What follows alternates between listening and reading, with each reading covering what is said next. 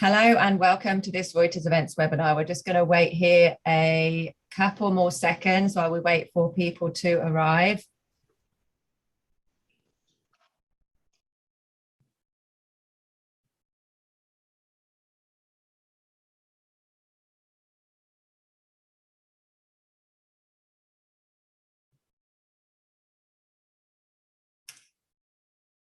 Hi, welcome to this Reuters Events webinar. I'm going to kick off. I know there's a few more people left to come. I'm delighted to have you here today for this Reuters Events webinar in partnership with ZS Associates. The title of this session is Winning with Evidence, Develop and Deliver Differentiated Value Propositions.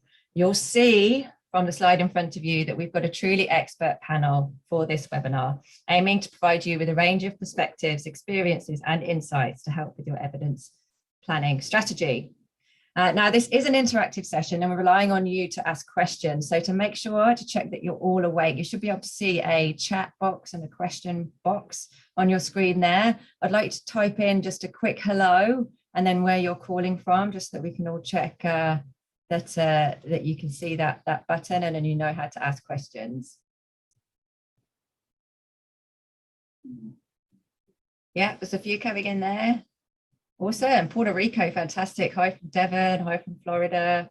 Great to have you all here. UK, Toronto, Austin. Excellent. Thank you very much. Keep those coming in. Gold stars to you all. Thank you very much for joining. And finally, I'm delighted to hand over to the moderator for today, who is Todd Somsel, who is the Integrated Evidence Lead at ZS Associates, and who I know is particularly passionate about this topic and expertly able to lead you through this discussion today. So over to you, Todd. Thank you, Izzy, and thank you for that wonderful introduction. And thank you all for joining this morning or this afternoon, depending on where you're joining from. We're going to talk a little bit today about winning with evidence, a very important topic, one that's near and dear to my heart, but more importantly, how we can all in the life sciences industry get better at it. But why is this topic important and why is it important today? To answer that question, I might first start thinking about some lessons learned from the recent pandemic. If you think about a lot of the conversations that are being had, they're around things about how far do I need to be away? Do I need to be 3 feet away? Do I need to be 6 feet away? When should I wear a mask? Do I need to wear it outdoors and indoors? Around whom? And what type of mask? How many doses should I get? Do I need the second dose? Do I need the booster? These are questions that are all asking about proof. Proof of what works and what doesn't work, when it works and how it works. These are questions that are not new. They're new to this pandemic, but they're not new to the field of life sciences. What is new is who's asking about it. Historically, the majority of those discussions were happening in a clinical setting between doctors and patients. More and more today, those discussions are coming to the dining room table, to the calls with our family, and to the text messages with our friends. And so us as patients, as consumers, are asking a lot more questions about the proof or the evidence about what does and doesn't work. If you think about regulators and HTAs, they're coming out with more and more guidelines. And those guidelines are around different ways to show proof for our medicines. They're opening up new pathways to regulatory success. And they're making some decisions that sometimes make us scratch our heads and wonder, what does it really mean to create proof for our medicines? Then you move over to payers and some other risk-bearing entities like provider systems. They're asking more and more for us to prove the value of our medications. If I bring your medication into my treatment algorithm, how does that change the value I'm committing to my patients at a population level? And then you look at providers. I would argue that providers are moving more and more away from true just biologic feasibility and what they learn in academia and more towards evidence-based medicine, leveraging the latest evidence that's available. They have information sources, a lot of them, They all are looking at their up-to-date apps to understand what's the latest and greatest and perspectives on those. And more, they're going to have access to some of that evidence within their clinical decision workflows as well. And so we're moving to this situation where the healthcare industry and all the stakeholders in it are asking more and more for proof of what works, when it works, for whom it works, and how it works. If we add to that, we're all launching and working in more and more competitive markets. Gen meds have been competitive for a while and now are becoming more competitive with generic entries. Specialty meds are the same. Oncology is tremendously competitive. A lot of investment is going into oncology over the last 5 to 10 years. Even rare disease, where historically we'd launch against treatments like steroids that were just managing symptoms, we're in a space where there are multiple assets that are disease modifying going through clinical development and trying to get to market for our rare disease patients. And then there's things like cell and gene therapy, which open up a whole new basket of challenges in terms of proof points, which we may touch on today as well.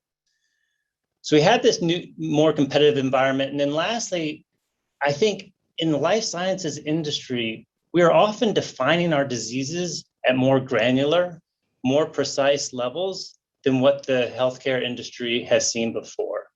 We're doing this based off of things like genomic profiles and other biomarkers.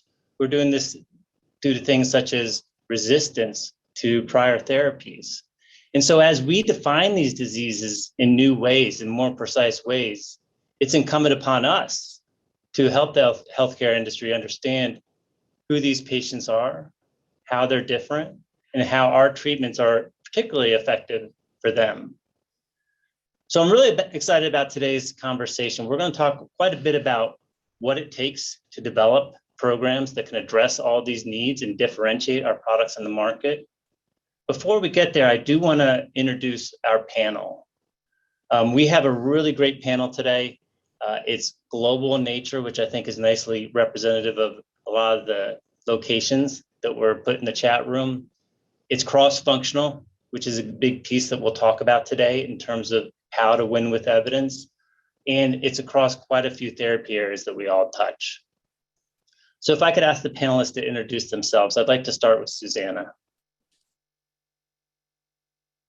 Hello, everyone. I'm Susanna Devachari. I'm the Global Oncology Medical Head at Sanofi. With our team, I work across Sanofi Genzyme Oncology portfolio to support all geographies. Happy to be here today. Thank you, Susanna. Michael? Hi, everyone. My name is Michael Aboud. I am Franchise Medical Head at ViiV Healthcare. For those of you who may not have heard about ViiV Healthcare is an independent company co-owned by GlaxoSmithKline, Pfizer, and Shionogi, and was initially brought together and set up to market the HIV portfolios of all of those shareholders. Today, we focus exclusively on HIV, and many of my experiences that I will share would be in that field. By background, I am an HIV physician. Thank you. Thank you, Michael.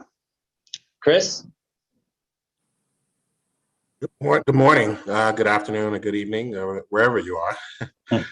Chris Boone, I'm the Vice President and Global Head of Health Economics and Outcomes Research at AbbVie, based here in Chicago, more specifically Lake County. I'm excited to have this conversation. It's a great panel, and I think we're talking about a very important topic, so I'm looking forward to it. Thank you, Chris. And Debbie?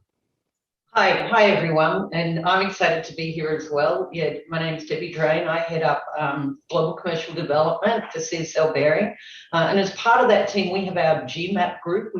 We call Global Evidence, Market Access, and Pricing, and I'm kind of leading that group at the moment. So this topic's very near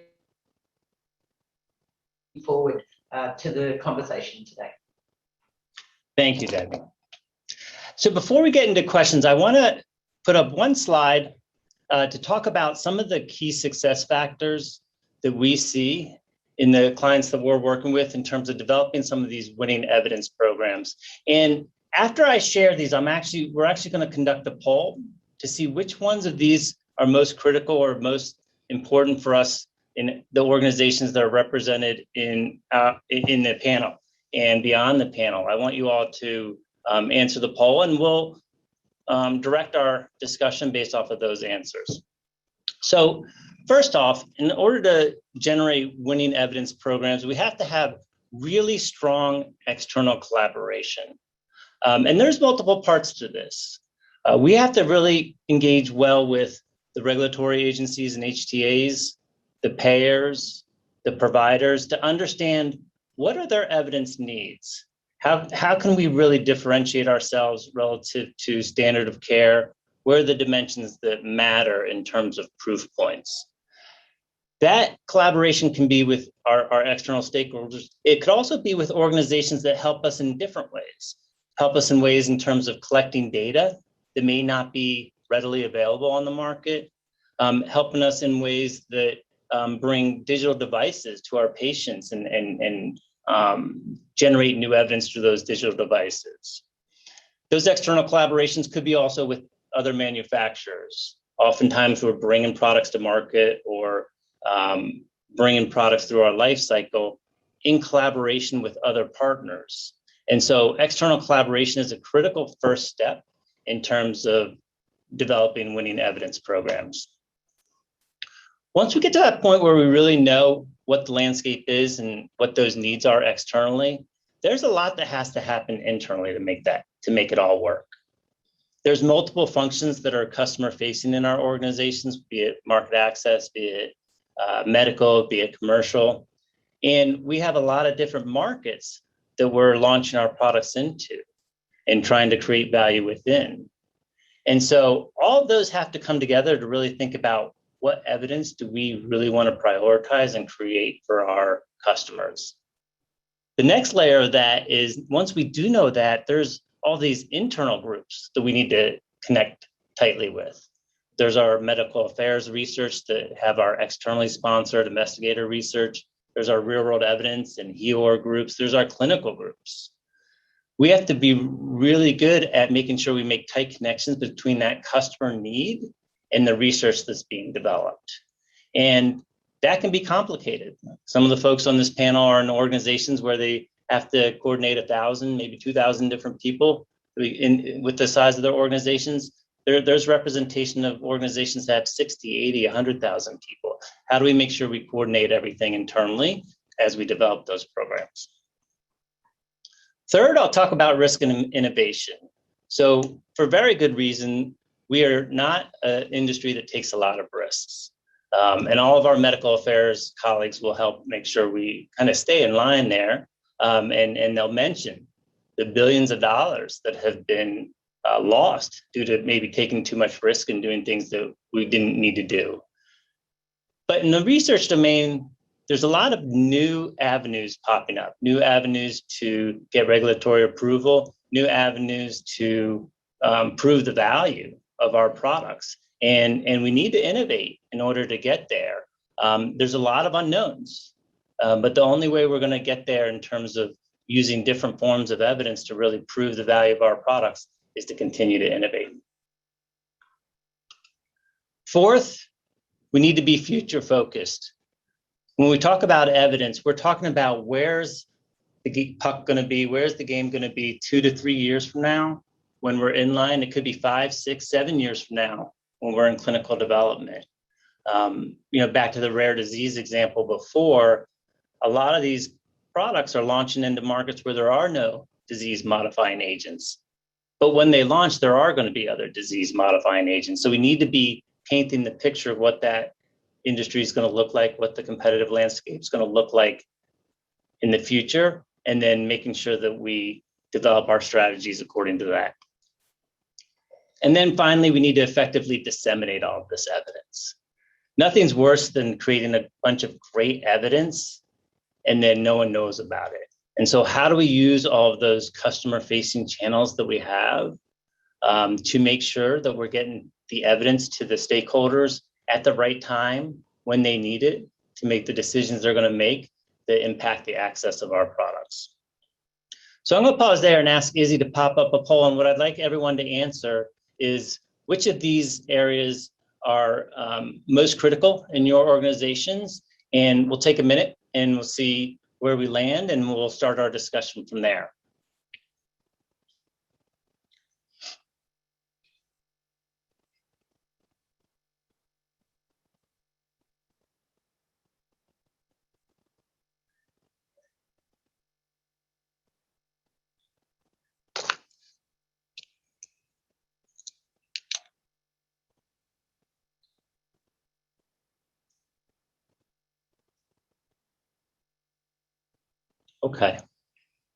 Okay, great.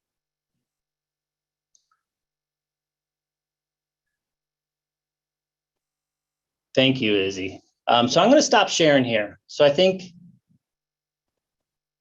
things are moving a bit, but the big two here are internal alignment and risk and innovation. Maybe we'll tackle those in order. And then if we had time, we'll start with effective dissemination from there. Thank you, Izzy. So first, internal alignment. So again, we all have very big organizations. Each function has its own objectives and incentives. We all have our own customers that we're trying to please. We have our own markets that we're trying to succeed in. And so with all these different objectives and incentives that we have, how has our panel members seen companies come together successfully to bring through winning evidence programs? Let's start maybe with Michael. If you can come off mute, do you want to get us started? Happy to, yes. Hi. So, I mean, I think what this item really touches on is integrated evidence planning internally. And if I just reflect on my journey at ViiV Healthcare, we're a small and relatively new company. ViiV Healthcare is only about 11 years old today. Obviously haven't stemmed from bigger companies, but as an entity in its own, we started off with a number of mature products that were just lifecycle management. Then we had a breakthrough product, which belonged to the integrated class that became really big and it's now widely used globally.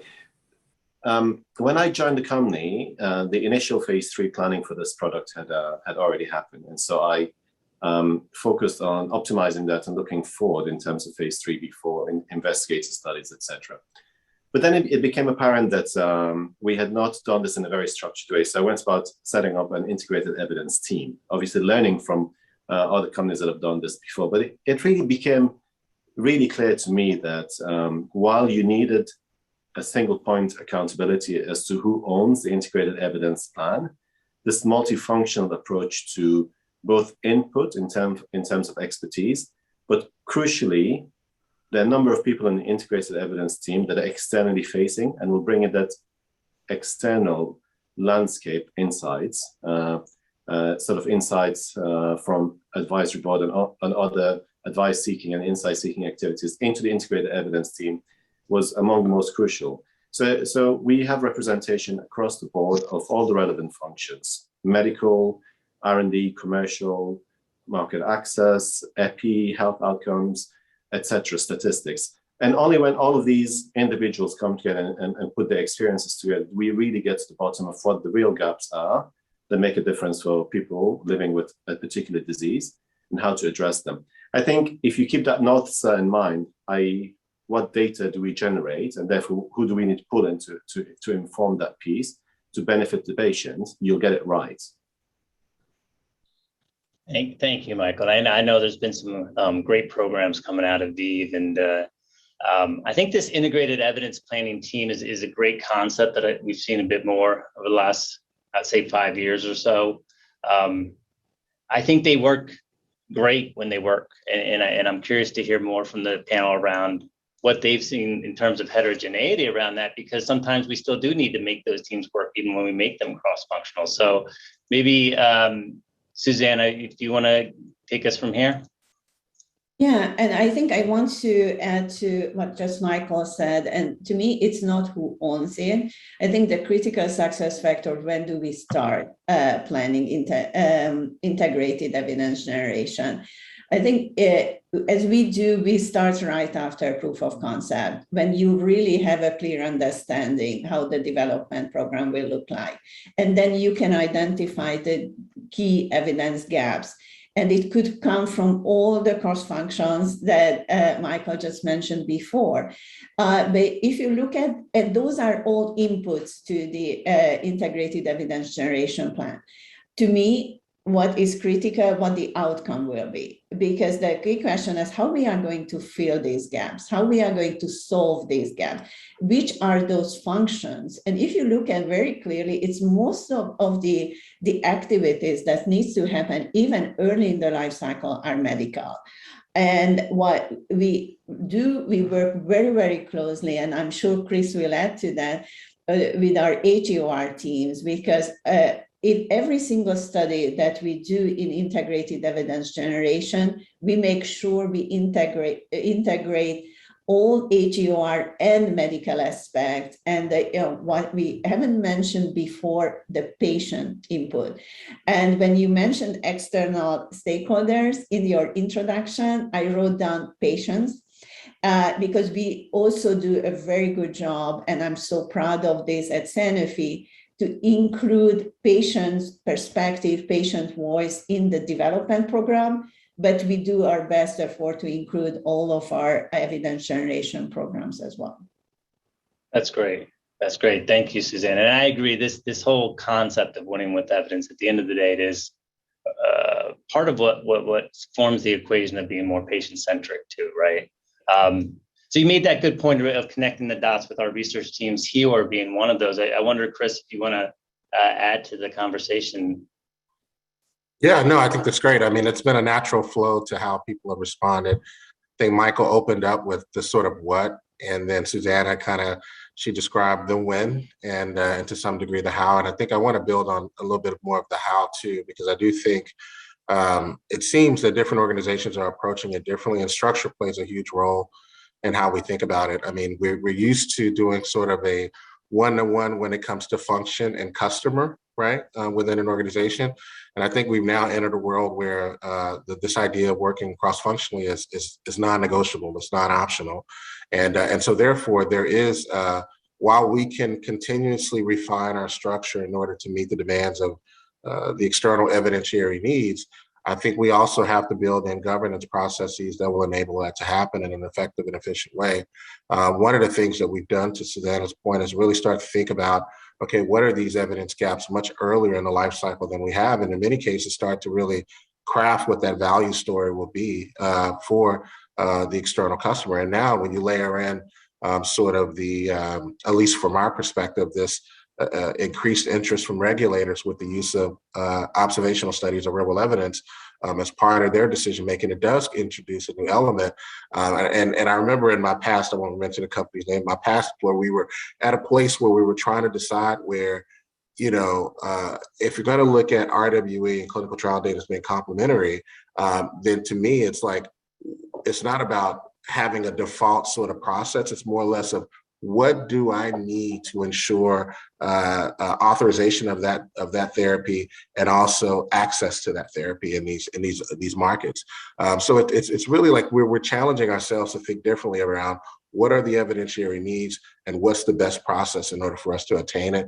The interesting about HEOR, at least within AbbVie, is that we have a real-world evidence center of excellence within our organization. We have a patient-centered outcomes research center of excellence within our organization. We have a health economics center of excellence, in addition to sort of our core HEOR strategist roles that we have as well. But another key thing that we add that we think is really a sort of a key differentiator is this function within our group, what we refer to as US geographies, which is primarily focused on engaging with external groups, payers and providers, to do much more collaborative research. And so as we think about integrated evidence, we're thinking about it, to your point, Susanna, around engaging with patients and patient groups and incorporating that patient voice. We're also thinking about, we know that they now sit on mounds and mounds of data externally, right? So they have their evidentiary needs, but they're also seeking to generate their own evidence to guide their decision-making once a product is on the market. So I think all of those sort of driving factors that we're seeing in the external environment are effectively driving how we then shape our value evidence strategy internally. That's great. Thanks, Chris. I like that last point that the data is growing, and we as a life sciences industry have the opportunity to plug directly into that with the collaborations we have with providers, the relationships that we have with our patients as well. That's great. Thank you. Debbie? Yeah, look, just to build on all of those great comments, which I completely agree with, having a structured, well-organized process that's very clear to everyone when and how they participate. And, it's been somewhat easier in the virtual world to bring more and more people together to sit around, the Zoom table, or we use Teams actually. So in some ways, I think that has enhanced our cross-functional. Within CSL, we're primarily in rare diseases, and years ago, I spent most of my career in R&D, so have seen both sides come over to commercial about 7-8 years ago now. And in R&D, typically the focus was on getting the product registered. However, that doesn't mean patients get access. And we had a few examples where, we got products registered, but we didn't have the evidence that we needed in some countries to gain reimbursement. And so we sort of said, well, this isn't acceptable. We don't want our patients to go without our products. So how can we do that better? And I think everybody has got to the point now where they know we have to start the planning earlier, like Susan said, and do your integrated evidence plan cross-functionally. But one thing I wanted to build on, and I think Chris might have touched on it a little bit, governance of this whole process is really important, because the quality of the evidence is critical. You can go off and do all sorts of studies, but if you haven't really got high quality methodologies that you're using that are going to be acceptable to HTAs, as an example, you'll get to the end game and you might have a whole lot of evidence, but it won't be evidence that's accepted in the particular environment that you're targeting. So, I think having a overarching governing body to ensure the quality of the evidence is also really, really critical. And to get that external view on the quality, we often will bring in an expert if we don't have, particularly when you don't have the internal expertise. So that really was the only additional point I wanted to make. Yeah, that's great. Yeah, I think that governance is critical, right? Because anytime we get into an area like this where there's so many functions involved, so many markets involved, we have to bring that in. And it sometimes brings a negative connotation to it, but I do think here it's critical. And I think you've all shared the fact that it's succeeding well in your organizations. So thank you. So let me move us along. So we internal alignment was the big first one that came up in the poll. The second one was around risk and innovation. And so again, we are moving to, I think, a stage in our journey with research where there's a lot more data available. Chris, you touched on that a bit. In order to understand how to use that data, we got to be better with our methods. Debbie, you mentioned that a bit, but we also have to break the status quo. And a lot of our colleagues have been doing things a certain way for a long time, and it's worked really well. So how do we kind of break the mold here and push our organizations to take on more risk and drive more innovation in developing proof points and developing evidence? Chris, do you want to get us started on that one? Yeah, sure.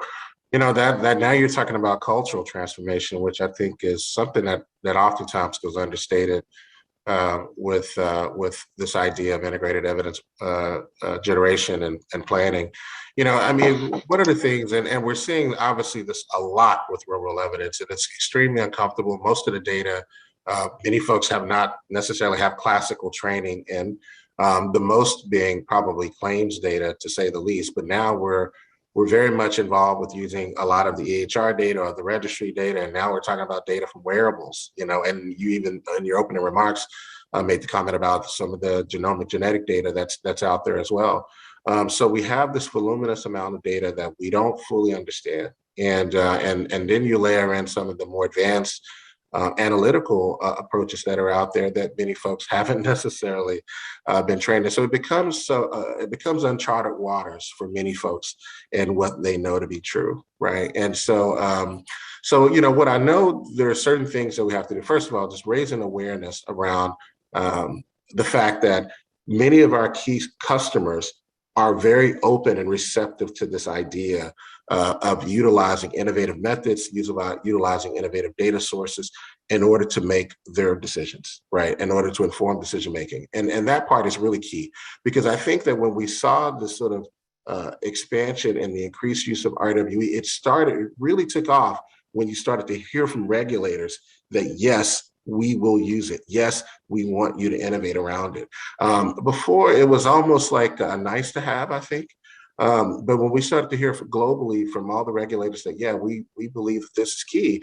And then you add in addition to your opening remarks, the pandemic and what we saw, the potential, a real life case study, right, of utilizing RWE, it did sort of force the conversation more than it had pre-pandemic, where it felt still like it was very uneasy and folks didn't really want to necessarily move that direction.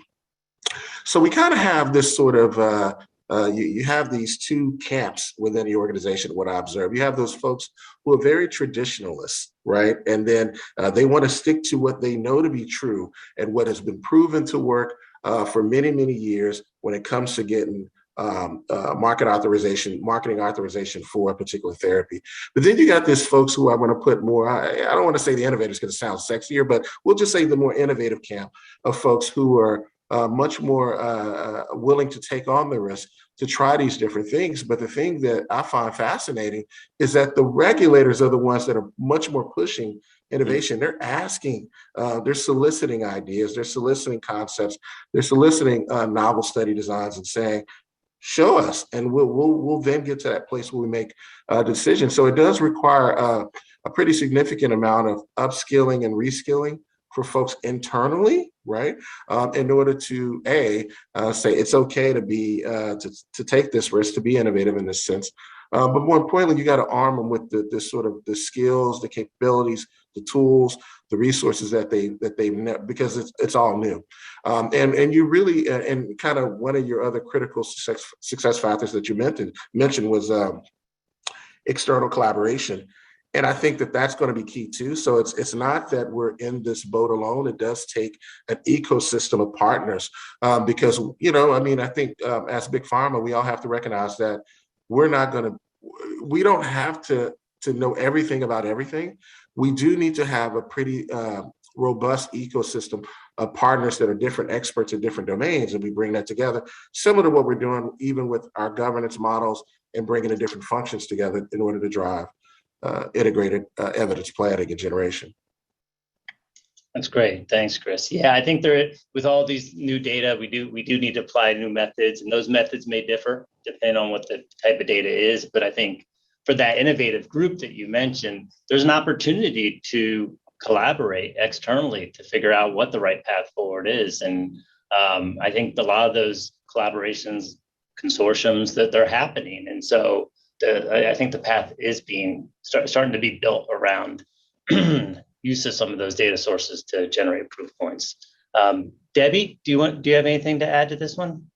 Yeah, look, I would just add, we're at the moment preparing, for the launch of what we hope will be the first gene therapy for people with hemophilia B. And talk about innovation, this requires innovation because by definition, we don't have the long-term evidence that people would really like to have when they're making choices. So payers, when they're making choices to fund, we need innovative payment models. Without innovation, gene therapies just won't be successful, and Novartis have done a great job with Zolgensma, but still, they've not got access everywhere. So I think gene therapy will drive in the integrated evidence planning process. It by definition will have to be innovative because there are no old tried and true ways that you can follow. And as we're sort of going through that journey, for some, it can be a bit difficult, to think, as Chris said, some people want to keep the old ways, but they don't work for gene therapy. So you can't keep the old ways. So we have to find ways to be truly innovative to ensure that the value proposition that we have is fair to everyone, fair to the patients, fair to the providers, fair to society, and fair to the companies that have put the investment in. And that's kind of different for gene therapies with single shots.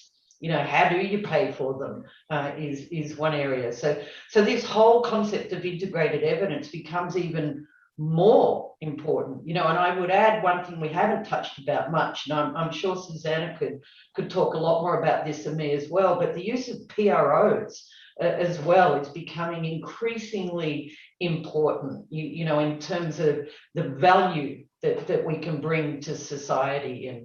And many, as we know, those of us that do these submissions, many HTAs require that. And so again, I think there's some old tools around, but we need innovative tools in the PRO space as well, I would say.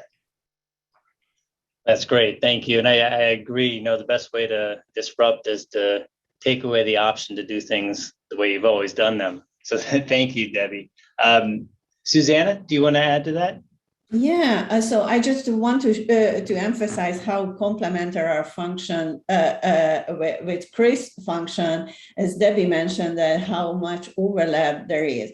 So the Chris function is working with data when it's available, but we also need to generate the data within the company, which is complementary to the clinical development plan.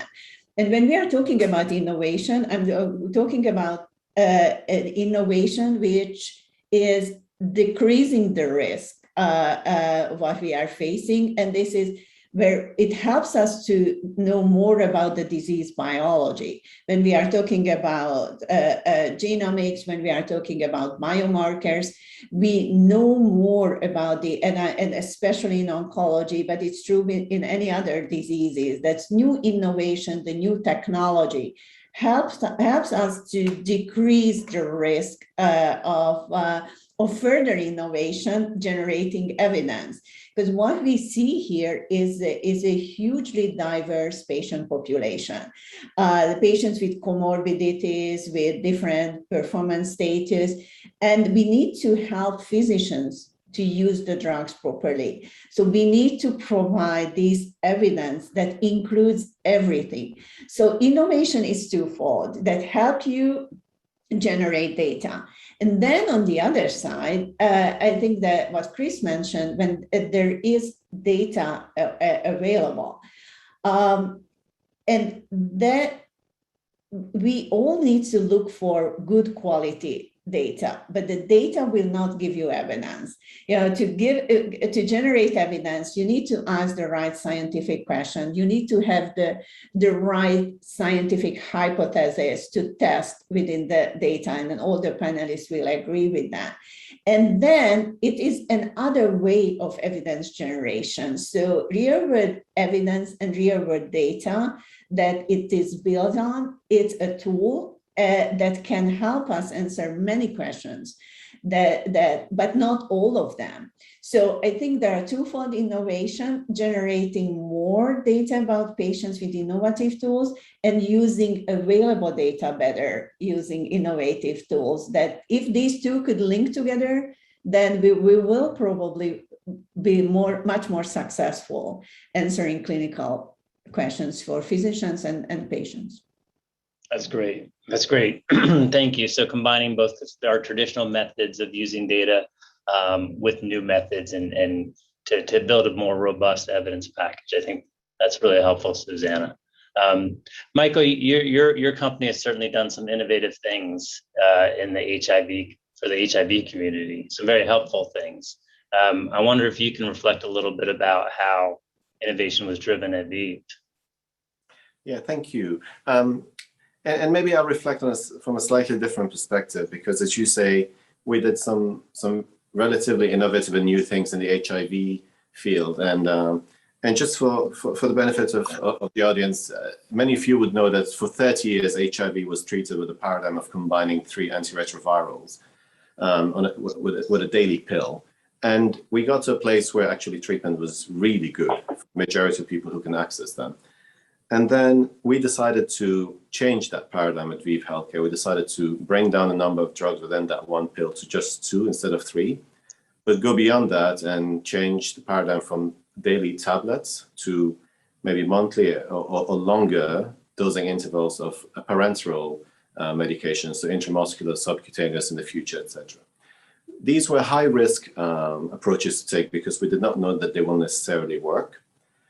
But beyond that, there was a risk of would they be paid for. So I guess when I think about this, firstly, as you innovate, especially in a therapy area where treatment is in a really good state, you have to ask the question, who am I innovating for? And the answer to that question in our case was twofold. One, for the persons or people living with HIV, because we could see the benefit that these new modalities will bring, but also for the company, because it gave us ammunition to be more competitive in a highly competitive field, which is HIV. But really, as we look forward, I believe that the company I work for, many other companies in this industry will face the biggest challenge of reimbursement in the future as you innovate. What is the data that payers, reimbursement authorities are willing to accept as value added for them to pay a premium over and above, in many cases, therapy areas or disease states where generic drugs actually give really good outcomes? So I think this is where the integrated evidence planning and becomes even more critical, and the areas of PROs, patient-reported outcomes, and other tools that we use within health outcomes and the department like that become really more critical, because there is a wall there that you could get to. The traditional metrics or triggers for which payers will fork out the monies, if you will, are sort of exhausted in some disease areas, and the genericization of therapy areas like HIV results in commoditization, and therefore it becomes really difficult to pay for innovation. I don't have the answers, but actually this is the critical question we face today. How do we develop new tools, endpoints that payers are willing to say, yes, I can see the value, therefore I'll pay some more for this? That's great. That's great. Yeah, a lot more endpoints that are available to us as we think about new data. And it's a matter of whether they're going to be accepted by some of our external customers. Thank you. I want to move us along and see whether we can try to tackle the effective dissemination topic. And so we've gotten to this point where we've done all of our great internal alignment. We've done some nice innovations, and we have a really robust evidence package. We have our traditional channels of different forums to showcase our studies via poster sessions. We have certainly the regulatory approval process. We also have our various customer-facing personnel, whether they're medical, whether they're access, whether they're commercial. You know, particularly in the US, if we're within label, there are safe harbors for us to talk about any of the evidence that we create. If it's outside a label, then we can still have that scientific exchange on the medical side. And I think more and more there's going to be ways to more dynamically share that evidence with those key stakeholders. So I'd be curious to hear from you all what you guys are learning in terms of effectively disseminating all of that great evidence that we're generating. Debbie, would you mind getting us started on that one? Yeah, no, sure. Thanks, Todd. And I think, you said at the start, there's really no value in us generating all this evidence if we can't effectively disseminate it to the right people at the right time. And so again, I think a structured approach to planning for that dissemination and getting that internal alignment on it is as important as the integrated evidence plan itself. And I think we've found more and more that you need to get together, with your countries. In our case, we have, 4 regions, and we get together more with our regional folks, our country folks, to really align on that dissemination. Because, I head up a global team, but at the end of the day, it's the local people in the country that are going to be responsible for the discussions, with the customers or the payers or the patients. So it's really important to have that kind of alignment from the global team down through the regions and the countries, and really align very well on, what evidence is going to take what form, i.e. publications, presentations, other forms of dissemination, and again, I'll come back to gene therapy. It's such an unknown place that dissemination and transparency of information, we believe, is going to be critical to the success, because people don't know, and they're a little unclear about, some people don't even really understand the process you've got to go through. And so I think we have to be very transparent, totally transparent, which perhaps historically hasn't necessarily always been the way in the pharma industry. But I think those days have gone. The requirement and need to really broadly share all the information you have on your drug, I think it's a necessity going forward. But again, it's got to be done in a structured way with the right approach for the right customer group. And so that's kind of how we go about it, really define what message are we trying to deliver to which customer, whether it be a patient, whether it be a caregiver, whether it be a physician, a payer, a policymaker, right across the board, identify all those key stakeholders and really get down into a lot of detail about the way they want to receive the message and how you can then create lots of different forms of dissemination around sometimes the one piece of evidence, because some like it in a scientific way, some like it in a lay way. So Yeah. Just detailed planning for me and considering all the different stakeholders. Yeah. Okay. So creating that transparency, making sure we're tying it to our value stories, to our scientific narrative in a very structured way. And then I really like that last point about getting the messages to our customers in the way that they want to receive it. That's great. Susanna, do you have anything you want to add to that? Yeah, and I think, and especially to the last point, because we know how our customers traditionally wanted to receive information. But last year changed everything. And I think every other companies are thinking, what's the right approach? And I think we are moving more and more towards on-demand information and evidence dissemination, how our customers, how and when they want to receive it, and not how we want them to receive it. And we don't know that. So I think we are trying to learn from, and it's different country by country, how our customers want to receive information.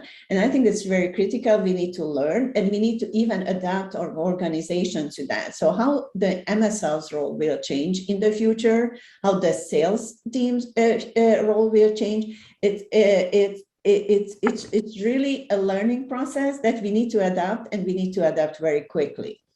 But there is another point I want to make, because there was also Debbie mentioned about the structured communication, and those customer stakeholders that we have structured communication, like regulatory and reimbursement agencies, more open towards innovation and out of the box thinking. That's absolutely true, but we need to adapt to that. But I also want to emphasize, no one can do it alone. No industry, no company alone can do it alone. So there are some key themes that need to be addressed with policymakers, with cross-industry, cross-academia collaboration. And I'm just talking about, and I'm sure you will ask Chris right after me, that how we are going to address the increasing needs of combination therapies.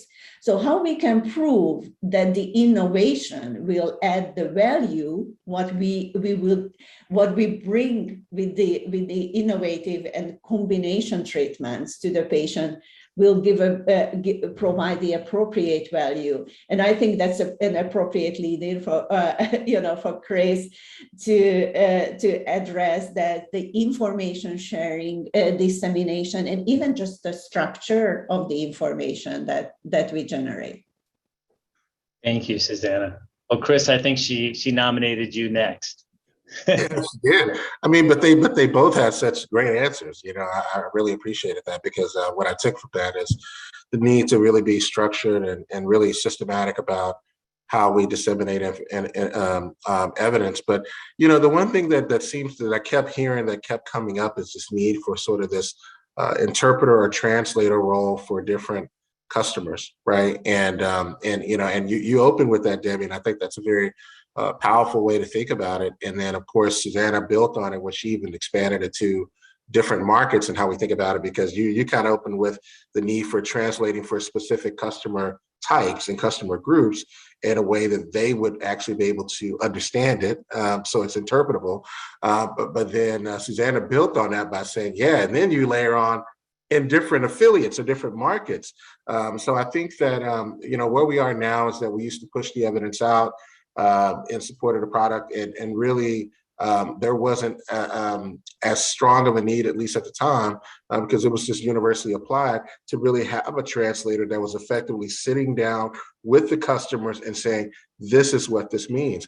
I remember like 5 years ago, I read a publication from one of the consultancies that said that all medical affairs professionals will become data scientists, right? They're not saying that now. But I think what they meant at the time was that you would be translators of much of this evidence that's being generated, and how expansive the role will become.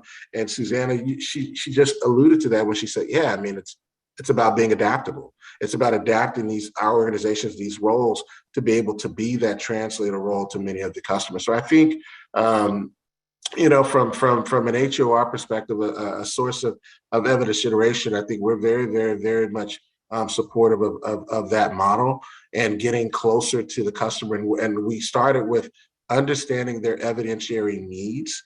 Now we're at a space where we're saying, interpreting the evidence that we generated in response to the evidentiary needs. And so I think that's a great way to sort of round this out. Thank you, Chris. I really like that addition, that we're not only making sure that there's a tight, well-connected, structured story, but our MSLs, our payer CAMs, whomever it is, are trained on how to deliver that story, how to have a good discussion around the evidence. Michael, do you have something you want to add? Well, very briefly, I think I will just touch a bit. I won't talk on who do we communicate to and the channels, because I think my colleagues here have covered it comprehensively. But there is a piece I wanted to just bring out. I think it links up to a couple of things that have been said already. We talk about the translation, but I use a different term at work, and the first time I used it in the context of scientific communication, it raised some eyebrows, and there was some pushback, but eventually we got there. I believe that we should have a narrative about our data. For many years, it was just a scientific dump in literature, and the end reader was left to make their own interpretation and say, what does this mean for me and for my patient? My belief is that if we invest the time and money in generating robust, compelling data, we should also say, what do we think this data says, not just the delta and the p-value. And so over the last few years, it's become standard practice where I work now that in all forms of communication, be those a journal, publication, an abstract, a conference, a poster, when I sit on stage like this and talk, or when we have a one-to-one conversation with a physician and or a patient where that is appropriate, there is a narrative that we build into the overall conversation. And that is uniform across all the areas we work in. And we spend a lot of time ensuring that whoever has those conversations or writes a paper understands what the narrative around a particular topic is. I think it's really important. We are not misleading anyone.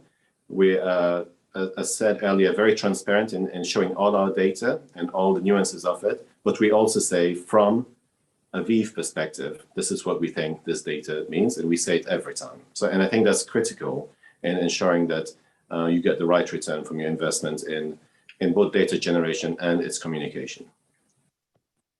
That's great. Thank you, Michael. I see we have about 5 minutes left. There's a couple of questions that come up. I may take a first crack at it because I think we've touched on it a bit, and then see if anyone else wants to add, but it's really around how is this concept of integrated evidence strategy and planning really changing some of the roles in our organization, expectations in our organizations. There's a question around field roles, specifically MSLs, and I think we touched on that quite a bit in terms of being able to tell a narrative, like Michael just led off with, but also to be able to understand the data and the evidence to be able to have a meaningful conversation with our customers. And then internally, some of our non-customer facing roles, there's a question about medical affairs. I think it applies to others as well. We need to be more conversant around those different innovative methods of generating research. And we probably need to be more collaborative and thinking about asset and organization and patient level goals more so than our individual function goals. I say that quick, in essence, trying to summarize some of the topics we talked about today. Does anyone want to add to that in terms of how this changes some of the expectations of the folks within our organizations?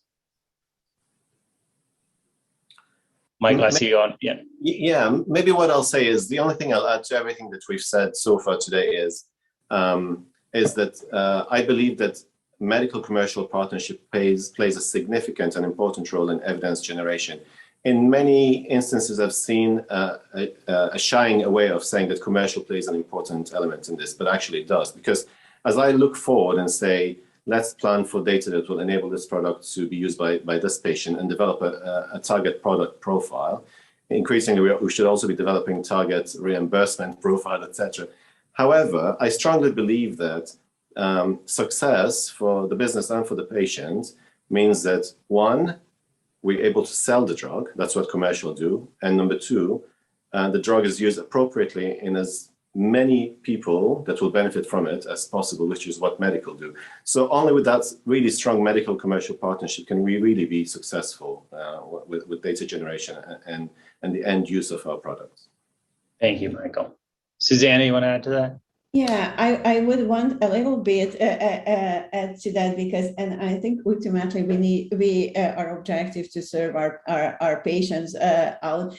So the critical piece to start integrated evidence and generation early, to think about the future when it comes to place, and to make sure that all pieces of the needs come together very early. So what medical role is to be like the eye of the organization, to make sure that all pieces of puzzle will come together and you have a clear picture what you will need in a couple of years ahead when the evidence will be ready. So it is changing, but it's getting more complex, and it's the collaboration piece and the communication piece will be increasingly important moving forward. Thank you, Susanna. Debbie, do you have something to add to that? Yeah, look, I just quickly wanted to build on what Michael said about the importance of the link between commercial and medical. For us, medical actually sits in commercial, as does market access, as does marketing. So I kind of stole a radio station name in Australia. You can probably tell I'm Australian, and there's a radio station called the Triple M, and we use that for everything we do now. Triple M is marketing, medical, and market access, and they have to be fully integrated. And to Susan's point, so for our integrated evidence planning process, it's actually co-led by market access and medical, but marketing are on the team. But it's co-led. That connection between medical and access, I think, is critical. Thank you, Debbie. All right, I'm looking at the clock now. I think I'm going to cut it off here, guys. But this has been wonderful.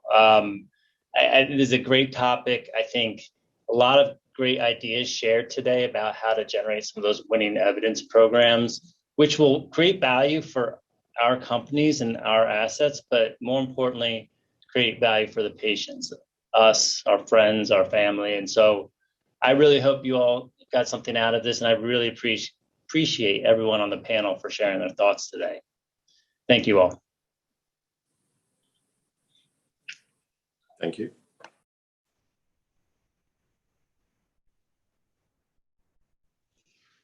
Hello and welcome to this Reuters Events webinar. We're just going to wait here a couple more seconds while we wait for people to arrive.